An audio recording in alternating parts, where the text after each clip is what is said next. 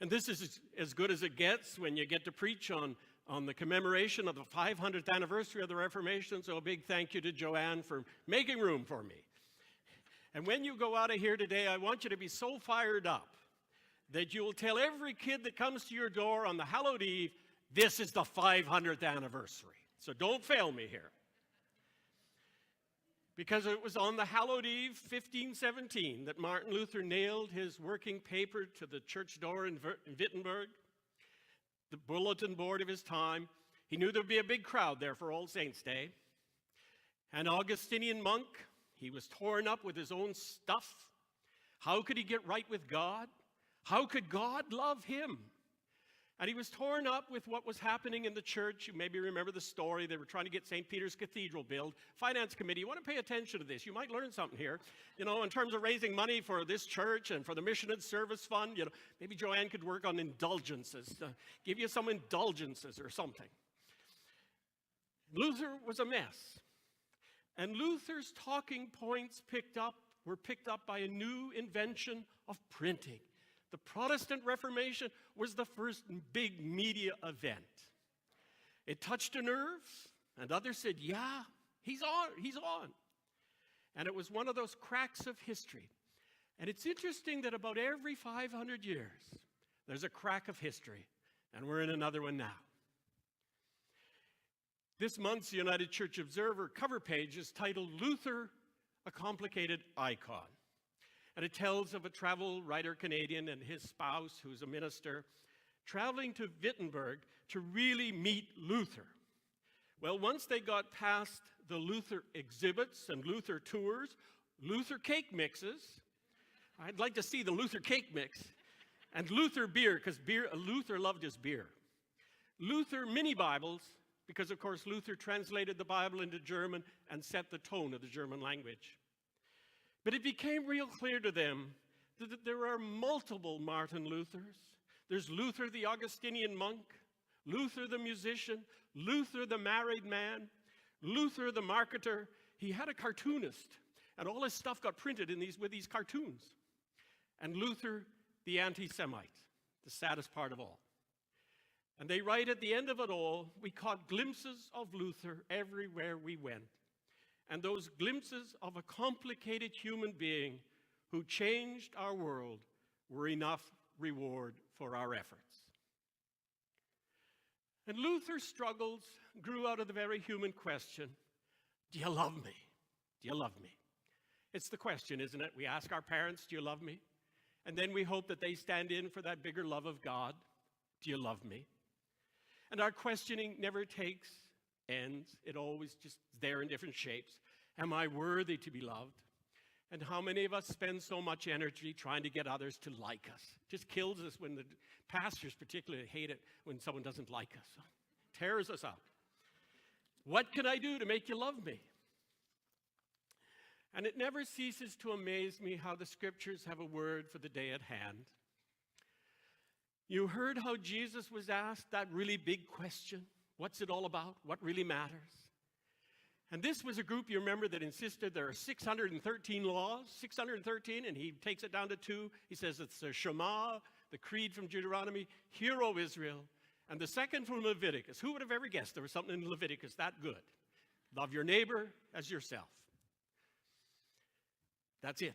Jesus' 2 core values. And the question is always, how are we doing with the core values? And Luther the monk struggled. He went to celebrate his first Mass and he felt so unworthy. And when Luther was reading the book of Romans, he discovered that he didn't have to do anything. God had done it all for him in Jesus. He was loved just for who he was. And that was born-again moment leaped off the page in the reading of Romans, and it turned him around. That he was justified by faith through grace. Jesus had opened the way for him to come home to God. And more than that, Luther came to see, and if you know your Latin, it's the famous Simul Justus et Peccator, at the same time, saint and sinner. So when I'm talking to the kids about saints, I always want to kind of hold in there that sinner stuff too, because it's part of who we are. We all have a shadow side. Kids are mighty big sinners, we know that.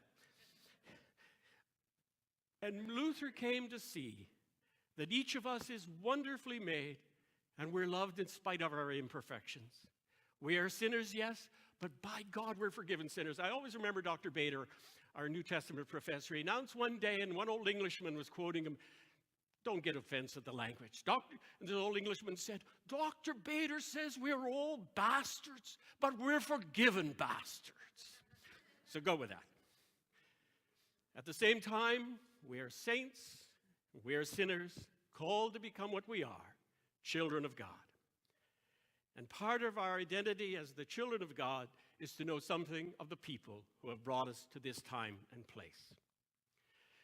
And as a United Church people, there's our gathering, Mutual Street Arena in Toronto, 1925. They came in through the different gates singing.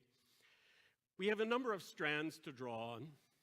We have our Presbyterian heritage, our Reformed Church heritage that took root in Switzerland. And you can still visit John Calvin's church in Geneva. There may be a slide there. Go to the next slide. I may have lost this one. Yep, there it is. And there's St. Pierre's Cathedral. Have any of you been to St. Pierre's Cathedral? Is anyone here? Someone? I haven't been there, so we all got to go to Geneva, St. Pierre's Cathedral, because John Calvin, of course, was French, spoke French. Zwingli spoke German. And Calvin was born in Paris, 1509, studied law, underwent a conversion. He's like Joanne, he was a lawyer. Underwent a conversion and joined the reforming movement, was exiled to Switzerland. And Calvin and the Reformed Church leaders were the intellect behind modernity.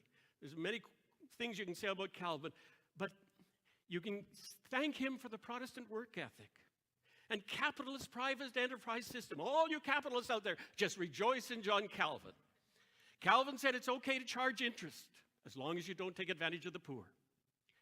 And Calvin had an appreciation for science. And he taught that the Bible was not a book about science, but about faith. And he encouraged the exploration of science and technology. And John Knox brought the message to Scotland. And you remember, he insisted that every child should go to public school so that he or she could read the Bible for themselves. And how many of you have been to St. Giles, the High Kirk? Have you some? All right, we all got to go to St. Giles, the High Kirk. And at the core of the Reformed Church movement is that we are reformed and we are reforming. Never can we say we've arrived. In England, Henry VIII wanted to change who ran the church. He wanted to maintain the Catholic faith, but he was having some divorce issues. So he thought he should just change who ran the show. And he was even named Defender of the Faith until he got carried away on his divorces. But in spite of King Henry VIII, Reformation teachings creeped into the Church of England. And so began that whole debate between high church, those who wanted to maintain the Catholic side, and the low church, all that Protestant stuff. And the struggle goes on in the church today, in the Anglican Church. And our Methodist heritage grew out of the Anglican Church. John Wesley was an Anglican priest. He actually went to the United States in 1735 as a missionary. He was a disaster. He was very conservative, Tory, didn't fit in at all. He was coming back on the boat, and there was a huge storm, and some of the Moravian brethren on the boat, the German Pietist movement, said, "Do you know Jesus Christ?" And he began a struggle to discover Jesus for himself. And back in Bristol, he went to a Moravian Society prayer meeting in Aldergate Street, 24th of May, 1738. You can read it in his journal. And you remember he said, he writes in his journal, "I felt my heart strangely warmed. I felt I did trust in Christ, Christ alone for my salvation, and an assurance was giving me that he'd taken away my sins, even mine, and saved me from the law of sin and death." So if you don't go out of here with a warmed heart today, we'd fail as well. And from that time on, Wesley went about to preach about being saved. And he was kicked out of every church of England. He never left the church. And he began preaching in the fields, much to his own horror. Can you imagine preaching outside in the fields, not in a church? And the movement took off. And here we are, out of that Methodist tradition. And then think of Moses, the greatest leader in the Jewish tradition. And did you catch what happened to Moses? What a kicker. There he is standing on Mount Nebo. There's the image of the snake that was erected during the wilderness. There he is standing on Mount Nebo, looking into the promised land, and he doesn't get to go in. Think of how he was saved by genocide, by the two Jewish midwives, Puah and Shiphrah. And apparently the fact these midwives lied to Pharaoh in the name of God, that set the divine right of kings to no end of consternation. He was put on a basket on the Nile River by a duplicitous mother who just knew when the royal princesses were coming down to bathe, and he was rescued, raised as a child of privilege. And then confronted by God in a burning bush moment, and that's the symbol of the Presbyterian Church. And it took, to get the folks out of slavery, and you remember they wandered for 40 years, took that long to get slavery out of their bones, a whole generation. And now he's arrived at the promised land, and that's as far as he gets. He doesn't get to go into the promised land. Kind of bittersweet, isn't it? After all that hard work, and by God, he doesn't even get to go in the land. But as God's people, we always get to stand with Moses on Mount Nebo, looking over the promised land, maybe on tiptoes, reaching, striving. Sometimes we're down the valley or a long ways away, but never can we say, we've made it into the promised land. We're always on the way. And think of how that vision of the promised land sustained Martin Luther's namesake, Martin Luther King Jr., who on his last night traveled to Memphis to speak to the sanitation workers. And Martin Luther King Jr.'s own life was a mess. He was struggling with depression, marriage issues. And he spoke that final night, and this is what he said. We've got some difficult days ahead, but it really doesn't matter with me now because I've been to the mountaintop, and I don't mind. Like anybody, I would like to live a long life. Longevity has its place. But I'm not concerned about that now. I just want to do God's will. And he's allowed me to go up to the mountain, and I've looked over and I've seen the promised land. I may not get there with you, but I want you to know tonight that we as a people will get to the promised land. And that's why it was great to have the choir singing today the famous song about the image of the river. And we were privileged recently to be part of a tour group exploring Celtic Ireland. And the history of faith marks the countryside. And I discovered that the Celts worshiped the sun. So the Christians did what they always did. They put the circle of the sun on the cross. And there's the Celtic cross. Myth never gets lost, just gets reworked. And what stood out for me were the bell towers. This is St. Kevin's Tower, 1,000 years old, still standing there. Bell towers call people to worship, warn of danger. And the next picture is a picture of our tour group. There's our tour group in front of another bell tower. You can see it was a hot, balmy day in Ireland, and we're all there in our bikinis. But two events particularly stood out for me. On Thanksgiving Sunday, when you were doing Thanksgiving Sunday here, I was able to lead a service of communion. Go to the next slide there. At Corrymeela.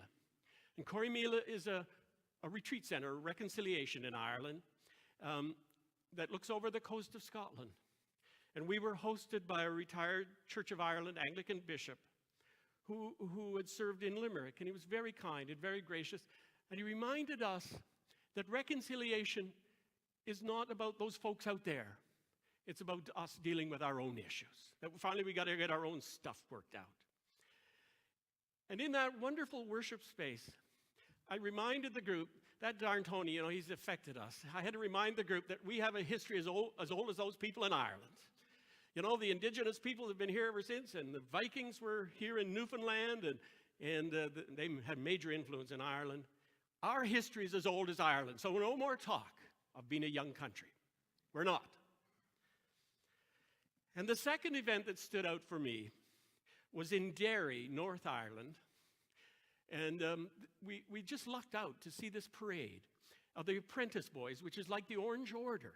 And they were initiating boys and girls, young teens, into this order to lift up the Protestant days. And one old Protestant guy, well, he had to be Protestant, he had a big drum and said the word Protestant on it. Can you imagine? Protestant. And beating the hell out of that drum. And I said to our young Catholic guide, are they beating on the Catholics yet? For sure, for sure. But the times are a-changing, and the Presbyterian Church in North Ireland is the biggest church, and they're calling for reconciliation and really working at it. And of course, last Hallowed Eve, the Pope was in Lund, Sweden, and there he is greeting the Archbishop of Sweden, who happens to be a woman. What a kicker as well. But they were commemorating the Reformation and all the agreements that we've come to in that time. And sometimes Protestants forget there were 1,500 years of church history before the Reformation. And Martin Luther touched a nerve in that crack of history. And today we remember Luther, saint and sinner, bigger than life. At his funeral, the preacher was honest and said he was hard. Luther was hard. It was difficult. And current books written about Luther talk about how he became, I know this is hard to believe for any of us here, he became kind of cantankerous in his old age. None of us will ever be there. And disillusioned. And Luther began as a friend of Jews. And he assumed that when the Protestant movement began, the Jews would repent and become part of them. And when they didn't, what happened? He became vicious against the Jews, and that got picked up in the Nazi Holocaust material.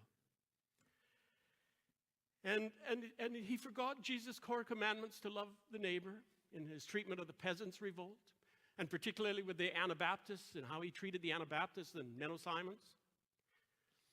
And the story goes on. And think of the changes you have seen in the church in your lifetime. Some good, some not so good. Some you agree with and some you, oh, Lord, don't get us started on that. And here we are in McDougall talking about who stole my church, or Reformed and Reforming coming up. What is it to be church today? It's tough. And just in closing, at age 42, Luther married Katie von Buren, a nun.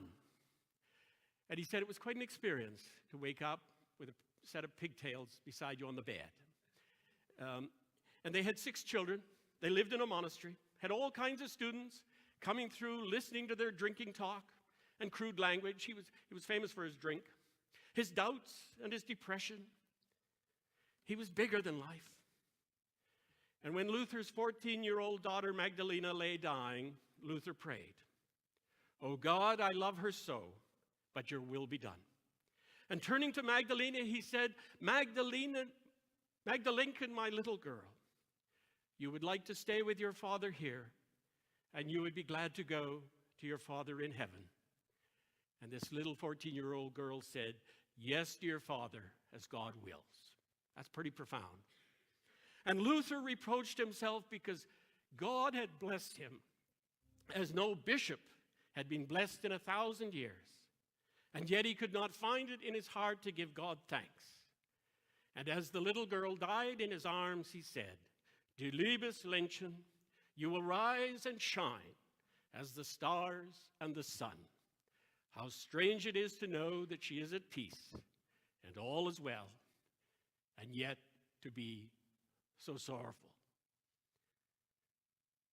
And we come to the Hallowed Eve, to All Saints' Day, November 1st, and All Souls' Day, November 2nd. And we remember family and friends who have died in the past year. And here we all are, a great cloud of witnesses, saints and sinners, yes, but the good news that in Jesus we are forgiven sinners, loved just for who we are with all our stuff. And we don't have to earn it. We just have to receive Jesus' love for each of us this day. And so we remember all the saints in this place. Dawn is here, and we remember Bill this day and all the saints. And we take our place. What a great host are cheering and shouting and clapping us on. So get ready for some mountain climbing. And maybe you're down in the valley, or maybe you're kind of looking over the promised land. But let's get on with being church today here at McDougall. And the people said, Amen.